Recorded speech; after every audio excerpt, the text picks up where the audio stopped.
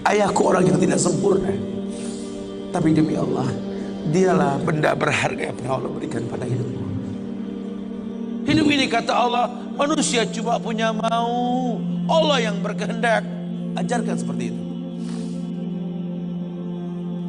Ayah cuma bisa membeli sebidang tanah, nak. Tanyalah kenapa ayah beli di sini, nak. Tanya, nak. Kenapa ayah? Ayah pikir di sini butuh sebuah tempat untuk mendidik agama, nak. Maka mungkin umur ayah nggak seberapa lagi, tapi ingat tujuan ayah beli tanah ini, nak. Bangun di tempat ini kemuliaan, nak. Bangun. Jelaskan. Baru setengah pondasi ayah membangun masjid, nak. Cuma itu kemampuan ayah. Kau harus lebih mampu daripada ayah, nak. Ajarkan. Ayah sudah terlalu tua, nak, tidak bisa membimbing kalian ke surga. Kematian di ambang pintu kehidupan ayah, nak. Demi Allah, nak, ambillah tongkat estafet kehidupan keluarga ini, nak. Bawa kami ke surga dengan doamu, nak. Karena Rasul pernah dibentangkan alam barzakh. Dibentangkan alam barzakh Rasulullah. Ada mayit yang sedang dicambuk oleh malaikat. Dicambuk mayit oleh malaikat. Berhenti cambuk malaikat. Bertanya si mayit kepada malaikat, lima takifu min darbik. Kenapa kau hentikan cambukanmu wahai malaikat? Kata si mayit, aku orang yang layak untuk dicambuk. Apa kata malaikat? Kaifa adribuk wa waladuk istaghfar lak. Bagaimana aku bisa mencambukmu wahai mayit, sementara anakmu di dunia selalu beristighfar untukmu? Ayahmu tidak maksum, nak. Ayahmu kolektor maksiat, kolektor dosa, nak. Tapi prinsip ayahmu tidak akan pernah berbuat syirik dalam hidup ini, nak. Doa mulai yang bisa masuk ke lubang kubur ayah, nak. Jelaskan sama anak-anak kita supaya mulutnya basah. Selalu berkata, Rabbighfirli wali walidayya warhamhuma kama rabbayani saghira.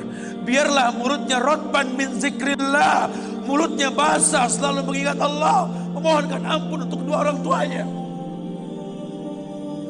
Masa lalu bukan penghalang untuk kemuliaan di depan. Jangan kita menganggap bahwa seekor macan yang memindahkan anaknya dengan cara menggigit lehernya adalah sebuah kesadisan. Tidak, begitulah cara dia mencintai anaknya. Kita nggak pernah tahu ibu yang kita benci pernah meminum jamu yang dia tidak suka untuk kebaikan kita. Ayah yang kita anggap nggak pernah bertanggung jawab sama kita, ya Allah. Kita nggak pernah tahu bahwa dia telah mendoakan kita. Manalah kau tahu mungkin ayahmu pernah menempelkan pipinya di multazam sambil berkata Rabbi habli minas salihin. Manalah kau tahu ayahmu sedang beriktikaf di sebuah tempat ketika Ramadan. Dia minta yang terbaik buat anaknya, Rabbi habli minas salihin. Saat itu kita belum tahu, kita cuma seonggok bayi merah yang bisa menangis saja. Apa kamu sadar? Ayahmu lelah merantau mencari rezeki, meninggalkan keluarganya.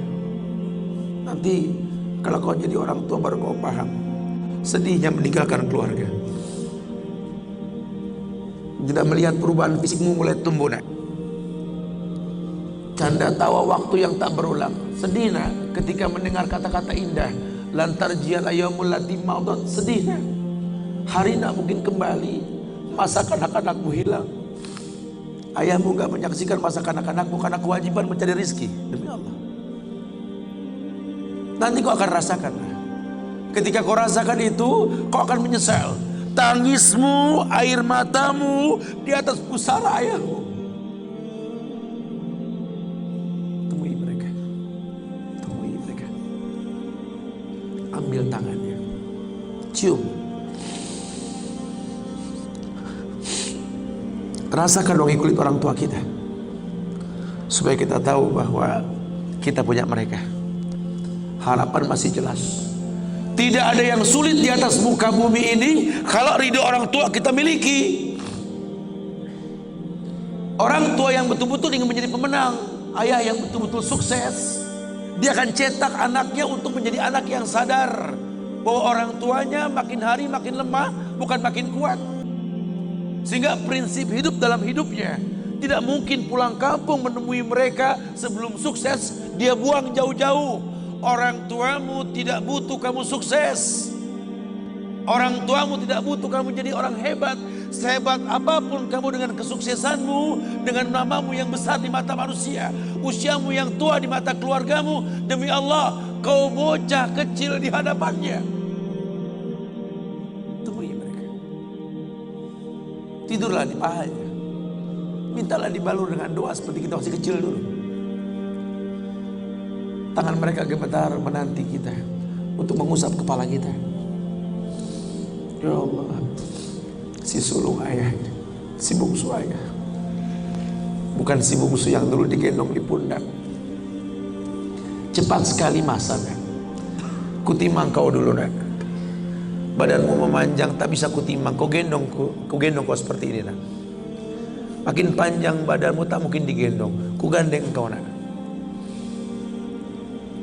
Badanmu mulai meninggi, menyusul ayahmu, nak. Tak bisa ayah gandeng lagi. Ayah rangkul di pundakmu, nak. Lama kelamaan kau makin tinggi, ayah yang kau rangkul, nak. Di pundak ayah. Lama kelamaan kau makin kuat, ayahmu membungkuk, nak. Kau tuntun ayahmu, nak, anak kecil. Satu saat kau temui ayahmu sakit, kau angkat ayahmu seperti ayah mengangkat kamu dulu, nak. Satu saat pun kau akan memandikan ayah, nak.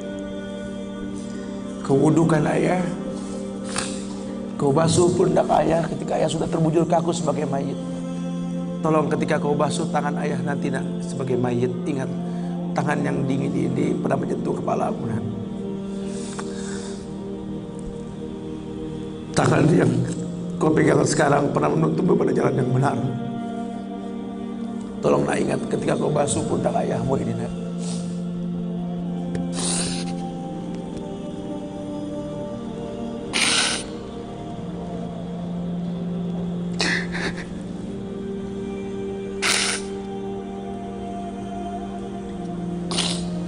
Kau pernah ada di pundak ayahmu, nak. Dagumu di pundak ayahmu, nak. Ketika ayah tak berani melihat ke belakang, kau tatap ke belakang, nak. Masa cepat sekali meninggalkan kita. Jelaskan sama mereka bahwa itu pasti terjadi. Wa kullu nafsin za'iqatul maut. Dan setiap yang hidup pasti didatangi oleh kematian. Akan datang itu, nak.